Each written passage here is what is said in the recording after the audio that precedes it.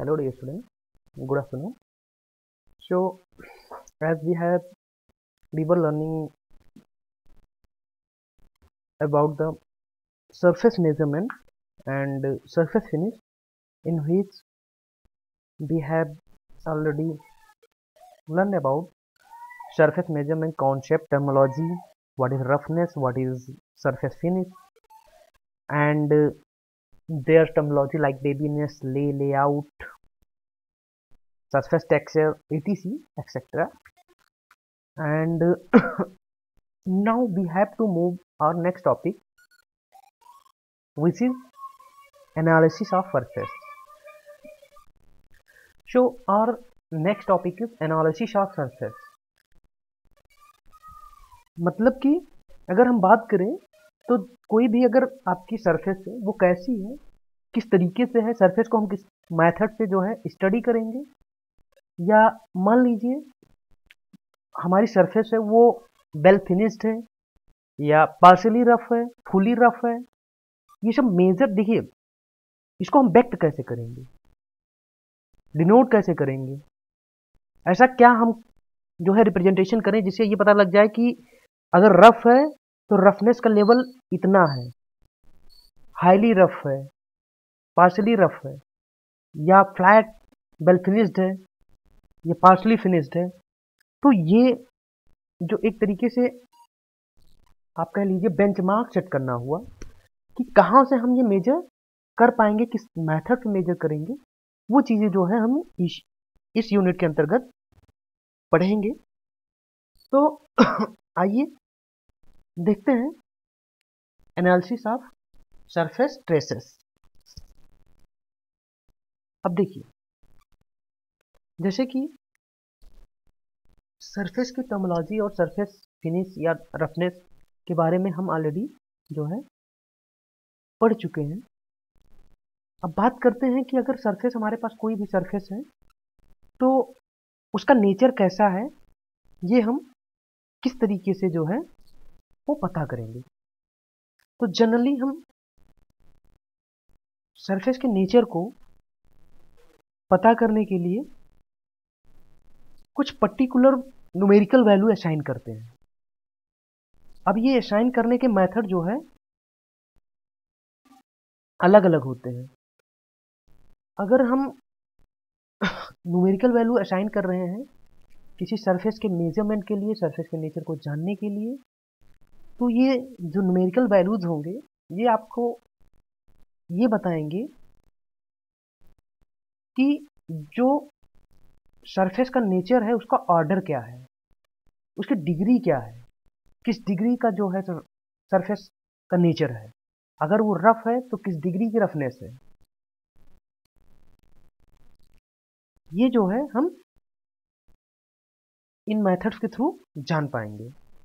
अब अगर बात करें कि अगर किसी सरफेस को हम एनालिसिस करते हैं तो उससे हमें ये पता चलता है कि जो हमारी रिक्वायर्ड क्वालिटी है, सरफेस की जो हमारी रिक्वायर्ड क्वालिटी है या कोई सरफेस है वो उस रिक्वायर्ड क्वालिटी को फुलफिल कर पाएगी या नहीं कर पाएगी। मतलब कि जो सरफेस की फंक्शनल रिक्वायरमेंट है वो सरफेस उसको कंप्लीट करने के लिए, मतलब कंप्लीट करने में योग्य है या नहीं है। ये सारी चीजें जो है हम सरफेस एनालिसिस के थ्रू इजिली जान पाएंगे by assigning some numerical value to that surface। बात करें अगर मेथड्स की तो देखिए बहुत कई सारे मेथड जो है वो सरफेस को क्या नाम है मेजर करने के लिए हमारे पास मतलब कि मेट्रोलॉजी में उपलब्ध है, जिसमें क्या करते हैं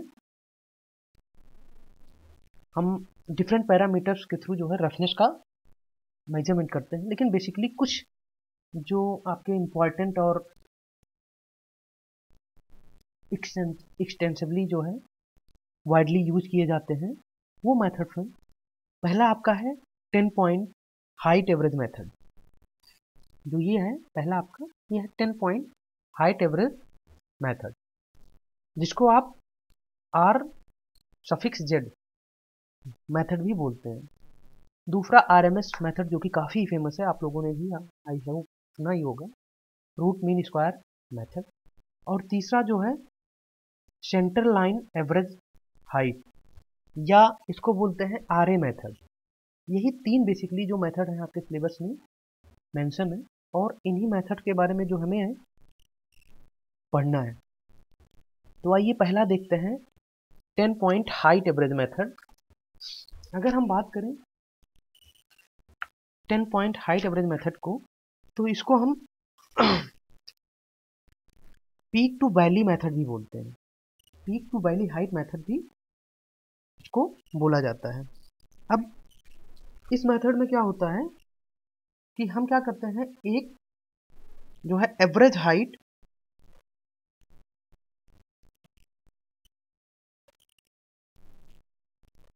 जिसमें क्या होता है कि आपकी जो पीक्स है उसके कुछ सैंपल्स होते हैं, मतलब कि कॉन्जिक्यूटिव पीक्स के कुछ सैंपल्स होते हैं, कुछ वैली के। अब आपको मैंने पीक और वैली के बारे में बताया है।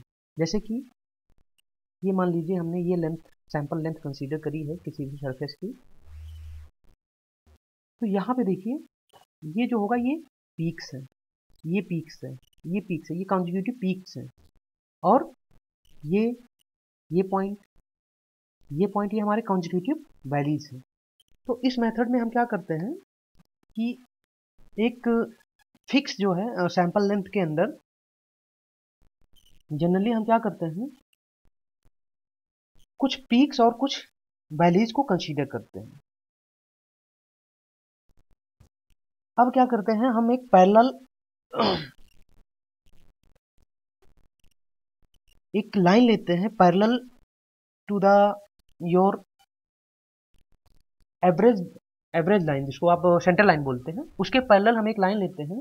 लेकिन ये ध्यान में रखते हैं कि वो लाइन किसी भी तरीके से जो सरफेस का टेक्सचर है उसको कट ना करे। जैसे यहाँ पे जो आपकी लाइन ली हुई है, ये हमने ए लाइन ली है, ठीक है। अब क्या करेंगे कि 5 जो आपकी पीक्स हैं उसकी वैल्यू हम लेते हैं, और 5 आपके जो गर्थ हैं उसकी वैल्यू को लेते हैं, और इनका जो औसत का अंतर होता है, जो कि आपकी माध्य रेखा के समांतर किसी भी, ये जो आपकी लाइन ए दी हुई है वहां से मापा जाता है। और ये लाइन हमारी, ये ध्यान में रखते हैं कि ये प्रोफाइल से मत कट करे। मतलब कि ये जो 10 पॉइंट आपके लिए हुए हैं, 5 पीक्स और 5 आपके वैलीज, इनके एवरेज का जो अंतर है, ठीक है, ये कहाँ से लिया गया है, इस लाइन से लिया गया है, इस पर्टिकुलर लाइन ए से। तो ये जो अंतर होता है, यही जो इरेगुलरिटीज होती हैं, इन्हीं को हम क्या बोलते हैं, 10 पॉइंट हाइट एवरेज वैल्यू, ठीक है। इसको हम आर जेड से जो है वो डिनोट करते हैं, जैसे कि आपको यहाँ पे दिया हुआ है, ठीक है। अब अगर इसकी हम बात करें, तो जो आपकी पीक टू वैली हाइट होता है आर जेड, पहले हम क्या करेंगे, जो आपके पीक्स हैं कॉन्जिक्यूटिव पीक्स, जैसे H1 आपका कॉन्जिक्यूटिव पीक्स हो गया, उसके बाद आपका H3 कॉन्जिक्यूटिव पीक्स हो गया, H5 हो गया, फिर H7 हो गया, H9 हो गया। तो ये कॉन्जिक्यूटिव पीक्स को हम 5 कॉन्जिक्यूटिव पीक्स हमने लिया, ठीक है। इनके एवरेज में से हम क्या करेंगे, वैलीज के एवरेज को घटा देंगे। अब वैलीज कौन कौन सी हैं, H2 है, H4 है, H6 है, ये देखिए।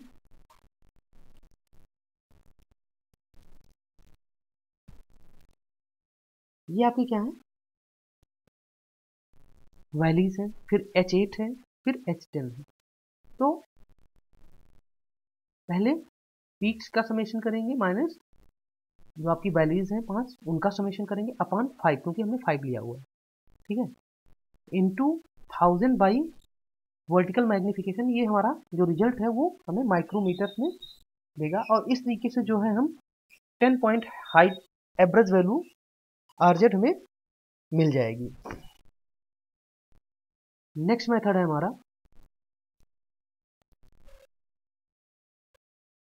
Root mean square method. अगर हम बात करें तो ये काफ़ी हमारा पॉपुलर मेथड है। जो हमारा आरएमएस है वो आपकी जो सरफेस रफनेस है उसको एक तरीके से आप कह लीजिए जो उसको न्यूमेरिकल वैल्यू असाइन करने के लिए काफ़ी ही फेमस और पॉपुलर मेथड है। इसमें जनरली हम क्या करते हैं,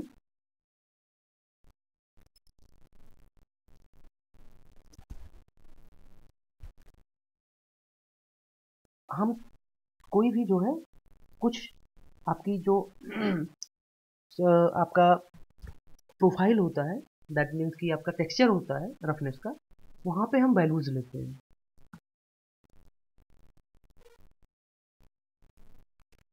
हमने कुछ जो है टेक्सचर के सैंपल, एक फिक्स सैंपल लेंथ में हमने नंबर ऑफ पॉइंट जो है चूज कर लिए, ठीक है।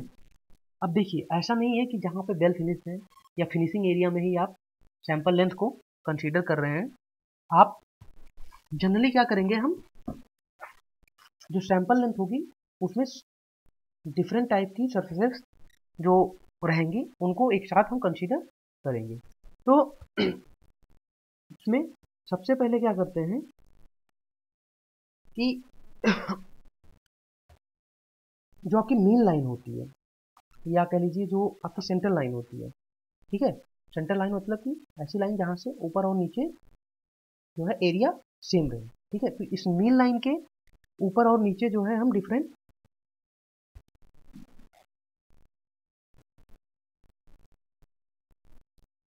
अब बात करें रूट मीन स्क्वायर या आरएमएस वैल्यू की, तो इसमें क्या होता है कि जनरली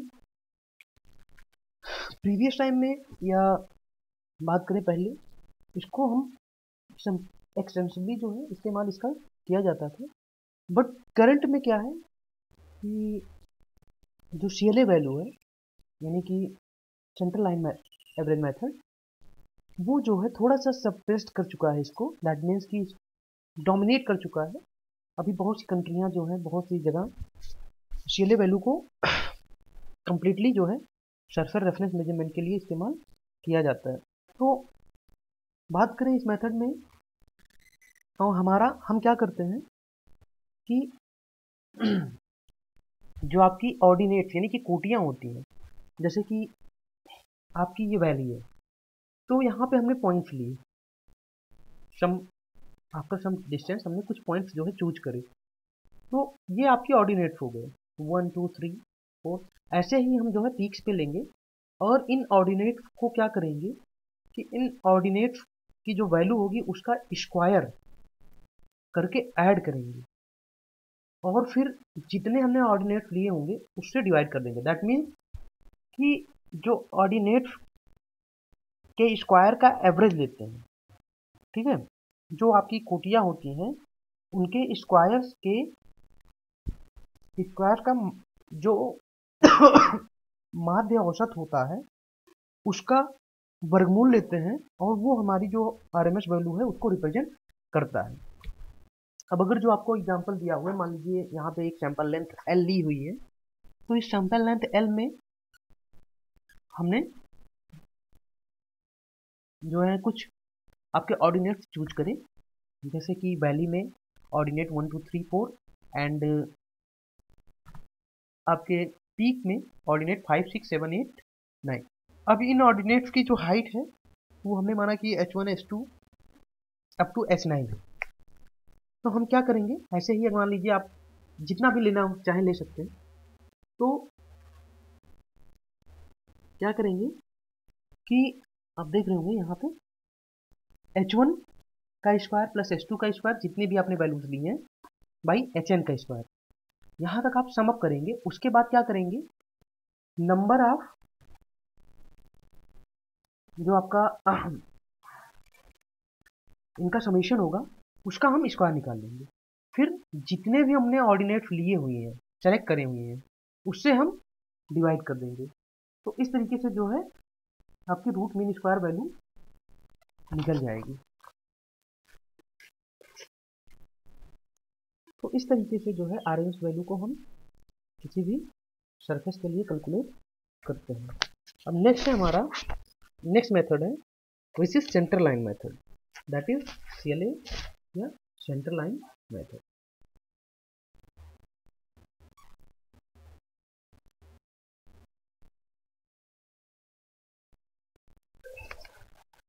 अगर बात करें CLA वैल्यू की, तो देखिए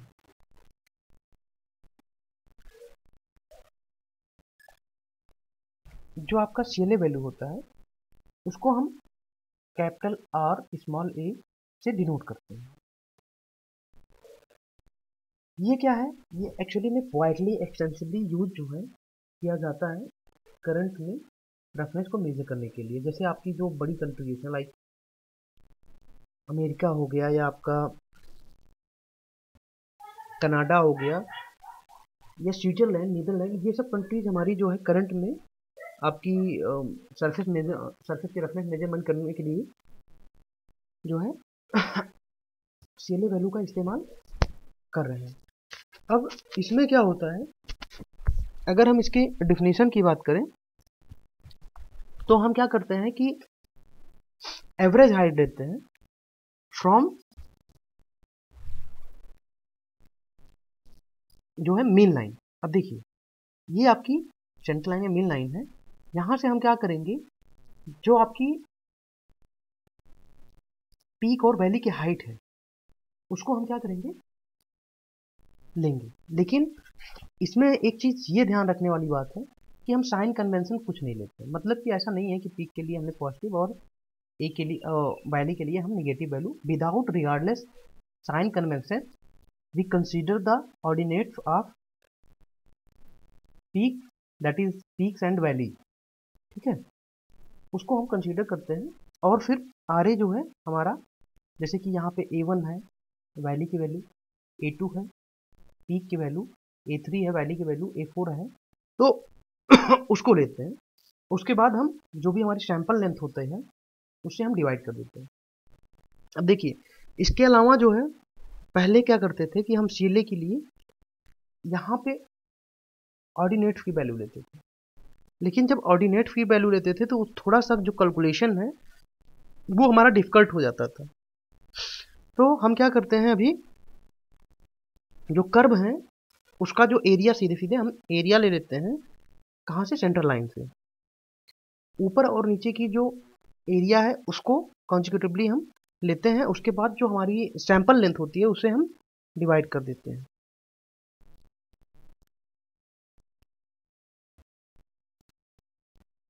बात करें तो इसके अलावा कुछ कंट्रीज और हैं जो आपकी रेफरेंस के लिए मतलब CLA वैल्यू तो इस्तेमाल करती हैं, लेकिन कुछ और मेथड को एडिशनली इस्तेमाल करती हैं। लाइक फ्रांस वगैरह जो है वो आपकी कुछ एडिशनल मेथड को भी इस्तेमाल करती हैं, same in our country to.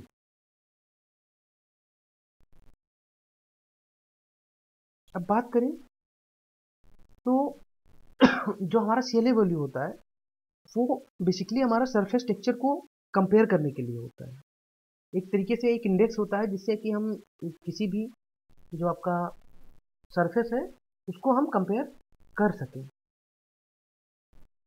अगर बात करें तो CLA वैल्यू हमेशा जो आपकी height, peak to height value होती है उससे हमेशा ही, क्योंकि ये कम, इसकी जो वैल्यू आती है वो हमेशा कम आती है, तो पीक टू हाइट वैल्यू से तो जनरली ये कम आनी ही आनी है। कुछ आपको जनरली जो है जो आपकी बेसिक मैन्युफैक्चरिंग प्रोसेसेस है उसके लिए एक टेबल दी गई है नीचे, इसमें आपकी CLA वैल्यूज को मेंशन किया गया है। वैसे अगर देखा जाए तो जनरली आपका CLA जो सेंटर लाइन एवरेज मेथड है वो आपके वर्ल्ड वाइड जो है काफ़ी कंट्रीज में एक्सटेंसिवली जो है यूज किया जा सकता है। उसके पीछे बेसिक रीज़न ये है कि बहुत आज इसका जो निकालने का मेथड है वो कैलकुलेशन मेथड वो काफ़ी आसान है और आसानी से भी इसको हम जो है वो निकाल सकते हैं, इसीलिए एक्सटेंसिवली या बड़े स्तर पे इस्तेमाल किया जाता है। बात करें तो देखिए जैसे आप जो कटिंग प्रोसेस है, अगर आप फ्लेम कटिंग करते हैं, यहाँ पे देखिए आपकी ऊपर जो आपकी CLA वैल्यू है वो दी हुई है माइक्रोमीटर से 0.01 0.05 से लेकर 25 to 50।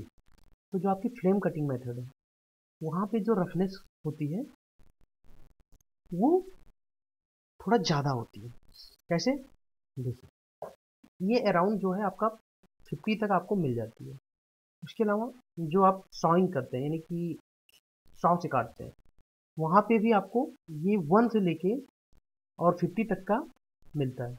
ड्रिलिंग में जो है हमारा वो जनरली 1 से लेके 10 तक सीएलए वैल्यू माइक्रोमीटर तक मिलती है। मिलिंग में यही वैल्यू जो है हमारा अराउंड 0.1 या 0.2 से लेकर के और आपको 25 तक की मिल जाएगी। ऐसे ऐसे डिफरेंट मशीनिंग प्रोसेस हैं जिसके लिए आपकी सीएलए वैल्यू डिफरेंट दी हुई कहाँ से कहाँ तक इसकी सीएलए वैल्यू वायरी करती है। लेजर मशीनिंग में ये हमारा 0.05 माइक्रोमीटर से लेके और 10 अराउंड 8 माइक्रोमीटर तक जो है ये वैल्यू मिलती है। ग्राइंडिंग में यही आपका 0.4 माइक्रोमीटर से लेके और अराउंड 2.6 माइक्रोमीटर तक मिलती है। लाइपिंग जो एक फिनिशिंग की प्रोसेस है इसमें आपको बहुत कम मिलेगी। देखिए, जब भी हमारा जो सीएलए वैल्यू है अराउंड यहाँ पे हमारा 1 माइक्रोमीटर है, दैट मीन्स कि यहाँ पे सरफेस क्या होगी, काफ़ी फिनिश्ड, ठीक है। उसके अलावा सैंड कास्टिंग में हमारी ज़्यादा मिलती है, ऑब्वियसली बात है सैंड कास्टिंग में ज़्यादा ही मिलेगी, ठीक है। और फॉर्जिंग में भी ज़्यादा मिलती है। तो इस तरीके से हम सीएलए वैल्यूज़ को देख के सरफेस के नेचर का हम पता लगा सकते हैं। अब आइए मूव करते हैं हमारे नेक्स्ट टॉपिक पे। नेक्स्ट टॉपिक जो है वो है specification of surface texture characteristic. मतलब कि जो आपका सरफेस टेक्सचर होता है, सरफेस की बनावट होती है, उसको हम किस तरीके से डेजिग्नेट करते हैं या स्पेसिफाई करते हैं, उसके बारे में हम थोड़ा सा डिस्कस करेंगे। अब देखिए, जनरली जो इंजीनियर्स होते हैं, चाहे वो प्रोडक्शन या मैकेनिकल इंजीनियर हो गए या डिज़ाइन इंजीनियर हो गए, उनको तो इन स्टैंडर्ड के बारे में बेसिकली पता होता ही होता है, या उनको तो जानना, वो देख के ही इन सिंबल्स को बता सकते हैं कि हमारी सरफेस का नेचर कैसा है या हमारा सरफेस टेक्सचर कैसा है। कुछ जो है डेजिग्नेटेड सिंबल्स होते हैं जो इन इरेगुलरिटीज को रिप्रेजेंट करने के लिए इस्तेमाल किए जाते हैं। अब देखिए, ये जो सिंबल्स होते हैं, जैसे कि आपकी अगर हम इरेगुलरिटीज की बात करें जो ये सिंबल्स रिप्रेजेंट करते हैं, उसमें जैसे कि आपका सरफेस पैटर्न, जो आपका सरफेस पैटर्न होता है या आपकी रफनेस वैल्यू होती है, उसका ले कैसा होता है, उसकी जो वैल्यू है वो हम स्पेसिफिक जो है सिंबल से रिप्रेजेंट करते हैं। तो ऐसे ही देखिए, कुछ आपको डिफरेंट वेरियस टाइप्स ऑफ ले के लिए जो है सिंबॉलिक रिप्रेजेंटेशन नीचे दिया गया है, उसके बारे में हम आइए देखते हैं। अब देखिए, यहाँ पे जो आपको सिंबल्स दिए गए हैं, साथ ही साथ जो है ये सरफेस टेक्सचर्स को तो बताते ही हैं, उसके अलावा सरफेस की क्वालिटी को भी बताते हैं कि किस तरीके से सरफेस अलाइन है या सरफेस की बनावट कैसे है। तो पहला बात करें, अगर आपको सिंबल इस तरीके से मिलता है, जैसा कि आपको रफनेस के लिए मिलता है, लेकिन यहाँ पे आपको नीचे दो परपेंडिकुलर पैरेलल लाइन होती है, तो इसमें जो हमारा ले होता है वो जो रिप्रेजेंटिंग सरफेस है जिसपे ये सिंबल जो है, जो ये सिंबल जिस सरफेस को रिप्रेजेंट कर रहा है, ठीक है, जिसपे ये सिंबल जो है जिस सरफेस के लिए अप्लाई हो रहा है, जिसको रिप्रेजेंट कर रहा है, उसके क्या होगी, पैरेलल होगी। हम ले की बात कर रहे हैं, ले हमारी उस पर्टिकुलर जिस सरफेस को ये सिंबल हमारा रिप्रेजेंट कर रहा है उसके पैरेलल होगी। सेम अगर ये जानते ही ये हमारा सिंबल परपेंडिकुलर का है, तो अगर इस तरीके का सिंबल आपका बना मिलेगा, दैट मीन्स कि आपकी ले क्या होगी, जो सरफेस ये सिंबल हमारा रिप्रेजेंट कर रहा है या जिस सरफेस के लिए सिंबल अप्लाइड हो रहा है उस सरफेस के हमारी जो ले है वो क्या है, परपेंडिकुलर है। पहले वाले में पैरेलल, यहाँ पे परपेंडिकुलर। अगर देखिए इस तरीके से क्रॉस का निशान बना हुआ है तो यहाँ पे हम क्या कहते हैं, जो ले है वो एंगुलर है, दो मतलब कि दोनों डायरेक्शन में, इन बोथ डायरेक्शन में क्रॉस शेप में एंगुलर है। ठीक है, जिस सरफेस का ये सिंबल रिप्रेजेंटेशन कर रहा है उस सरफेस के दोनों ही डायरेक्शन में जो हमारी ले है वो एंगुलर है। उसके अलावा अगर इसमें एम सिंबल आपको मिलेगा, दैट मीन्स कि जो हमारी ले है वो मल्टी डायरेक्शनल है, मतलब कि किसी भी डायरेक्शन में जो है उस सरफेस के किसी भी डायरेक्शन में जा सकती है। तो इस तरीके से आप देखिए जो ले की डायरेक्शन है आपने पैरेलल पढ़ लिया, उस सरफेस के जो आपका सिंबल रिप्रेजेंट कर रहा है जिस सरफेस को, उस सरफेस के पैरेलल है, उस सरफेस के लिए परपेंडिकुलर है, उस सरफेस से जो है मल्टी डायरेक्शनल है, उस सरफेस से एंगुलर डायरेक्शन में, बोथ डायरेक्शन में है। ठीक है, अगर इसी तरीके से सिंबल सी से रिप्रेजेंट रहे तो इसको हम कहते हैं कि लगभग जो हमारी ले होगी वो सर्कुलर होगी relative to the centre of the surface. जिस सरफेस को ये सिंबल रिप्रेजेंट करेगा सॉरी, उस सरफेस के जो है उस सरफेस के रिस्पेक्ट में सर्कुलर हमारी ले होगी। अगर यहीं पे सिंबल आर से रिप्रेजेंट किया जाएगा तो जो सरफेस होगी उसके सेंटर से जो ले की डायरेक्शन होगी वो क्या होगी, रेडियल होगी। तो इस तरीके से डिफरेंट जो सिंबल्स हैं उससे हम ये पता लगा सकते हैं कि हमारी जो सरफेस है वो किस प्रकार की ले को कंटेन कर रही है। ठीक है, जैसे कि आपकी जब डिटेल ड्राइंग होती है किसी भी मशीन सरफेस की तो वहाँ पे आपको ले वगैरह के बारे में पर्टिकुलर सरफेस पे उस ड्राइंग में आपको इन सिंबल्स के थ्रू जो है वो बताया गया रहता है। तो आपको देख के ही समझ जाना होता है कि यहाँ पे ले की डायरेक्शन किस प्रकार की होगी। उसके अलावा अगर हम सरफेस टेक्सचर्स के रिप्रेजेंटेशन की बात करें तो देखिए यहाँ पे जैसे एक एग्जांपल आपको दिया हुआ है, अब इस एग्जांपल के थ्रू ही हम समझ लेते हैं कि सिंबल्स में हमारे जो वैल्यूज लिखी होती हैं वो क्या क्या वैल्यू हैं और किस तरीके का जो सरफेस का टेक्सचर है या ले की डायरेक्शन कैसी है। जैसे कि यहाँ पे एक परपेंडिकुलर बना हुआ, दैट मीन्स कि हमारा ये जो ले है ये जिस सरफेस को ये रिप्रेजेंट कर रहा है सिंबल उसके क्या है, परपेंडिकुलर है। बात करें ये जो 0.08 ये रूट के अंदर जो लिखा हुआ है 0.08, ये आपकी रफनेस जो है उसकी विड्थ है। रफनेस विड्थ आपको पहले मैंने प्रीवियस लेक्चर में बताई थी कि क्या होती है।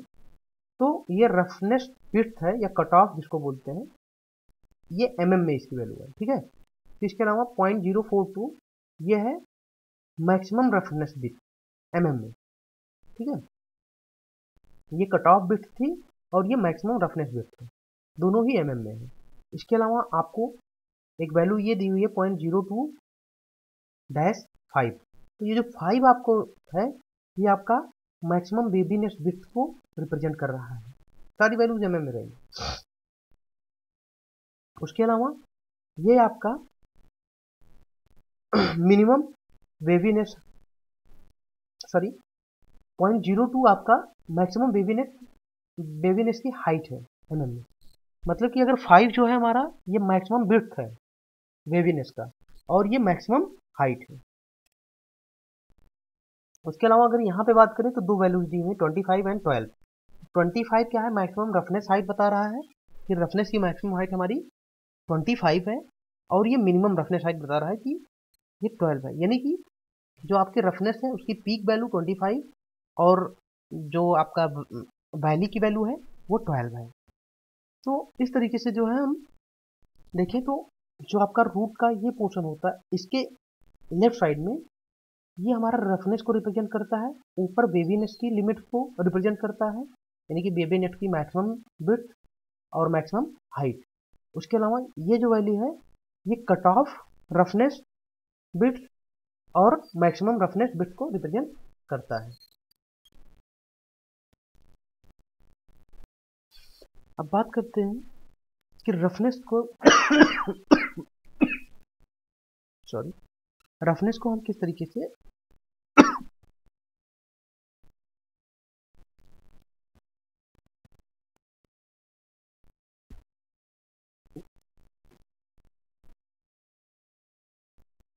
इसके पहले हमने देखा था ले को किस तरीके से जो है सरफेस टेक्सचर को रिप्रेजेंट करते हैं, और हम बात करेंगे कि हम रफनेस को किस तरीके से रिप्रेजेंट करते हैं या किस सिंबल से रिप्रेजेंट करते हैं।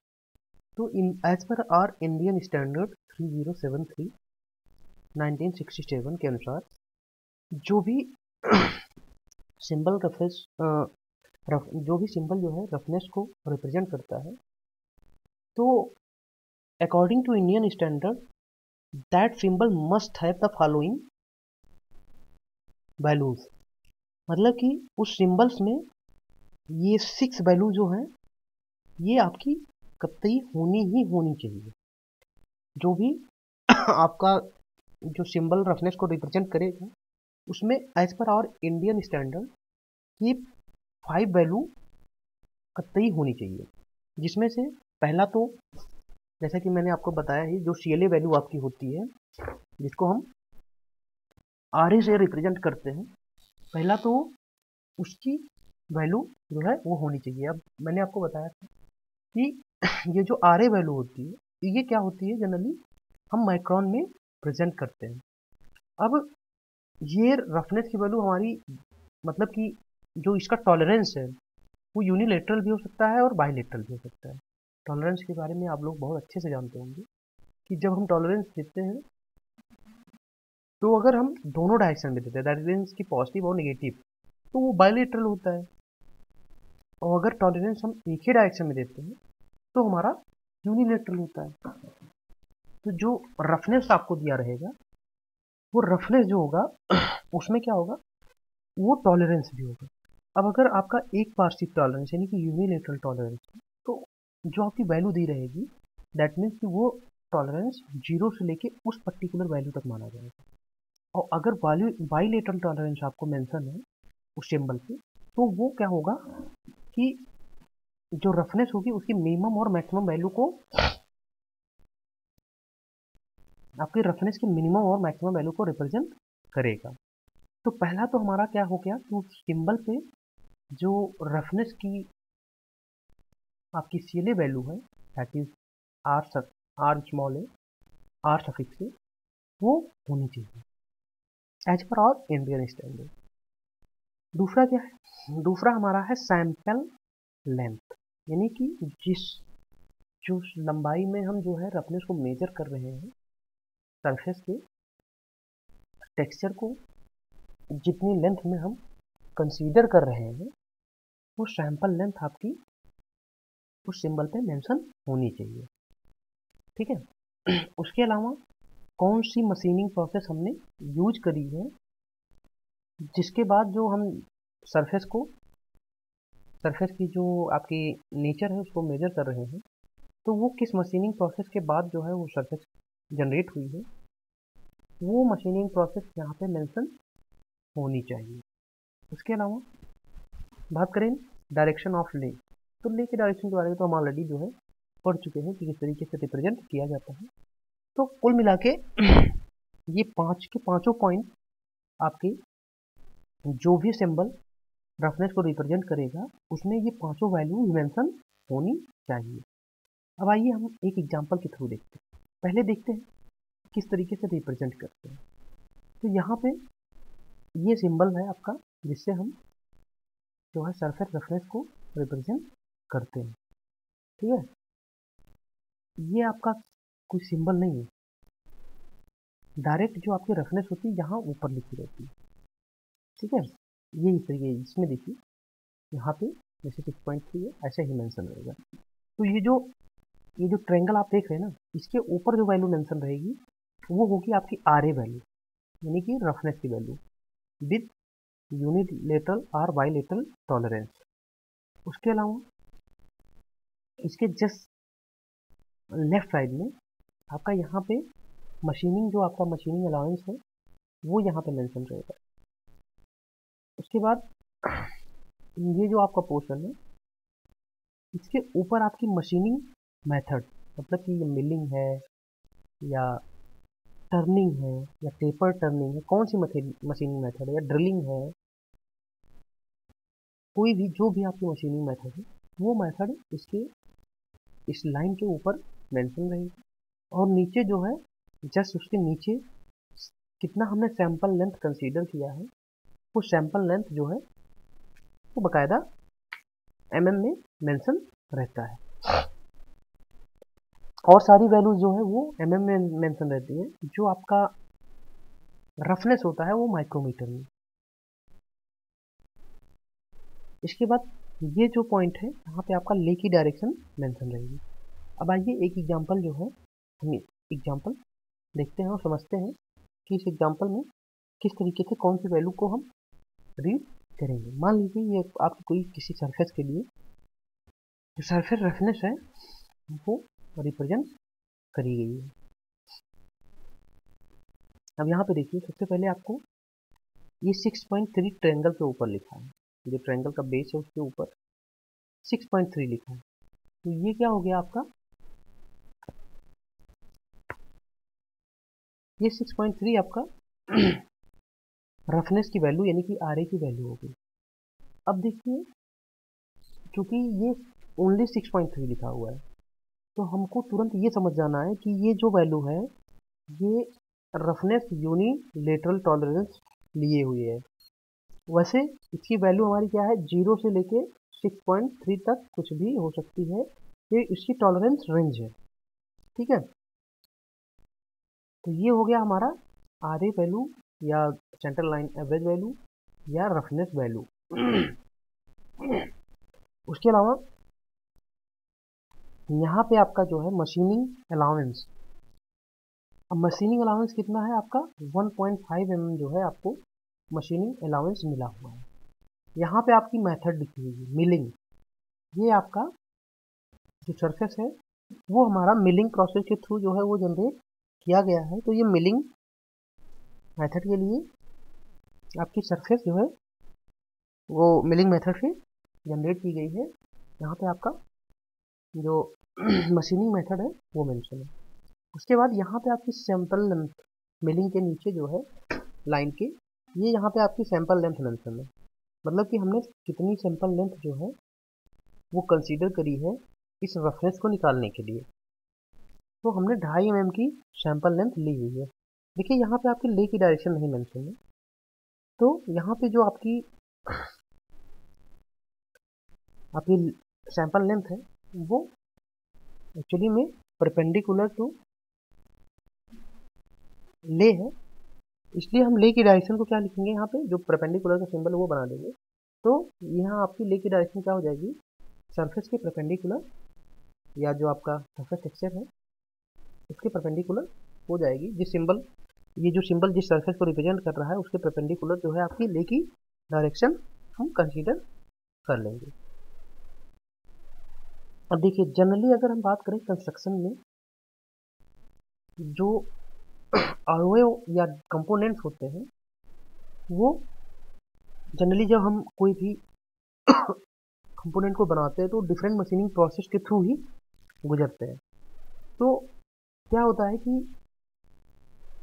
इन डिफरेंट जो मशीनिंग प्रोसेस होती है उसके लिए जो रफनेस होती है उसकी हमें अलग अलग वैल्यू प्राप्त होती है।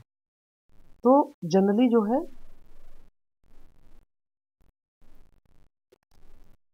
हमें क्या करना चाहिए कि जब डिफरेंट मशीनिंग प्रोसेस के लिए डिफरेंट रफनेस की वैल्यू प्राप्त हुई तो उसे अलग अलग मशीनिंग के लिए हमें अलग अलग डायमेंशन के लिए अलग अलग आर की वैल्यू लिखनी चाहिए। तो उससे क्या होगा कि थोड़ा सा जो है हमारा जो ड्राइंग है वो काफ़ी जो है हाथ पाँच हो जाएगा। तो इसके लिए जो हमारा इंडियन स्टैंडर्ड्स है उसने ये डिसाइड किया कि जो आर ए की वैल्यूज़ हैं उसको हम एम से डिनोट करेंगे, N1 N2 लाइक ऐसे ही, सारी जो अलग अलग डिफरेंट डिफरेंट मशीनिंग प्रोसेस के लिए डिफरेंट डिफरेंट आदि की वैल्यू है, उसको हम इन नंबर से डिनोट करेंगे। ठीक है, अब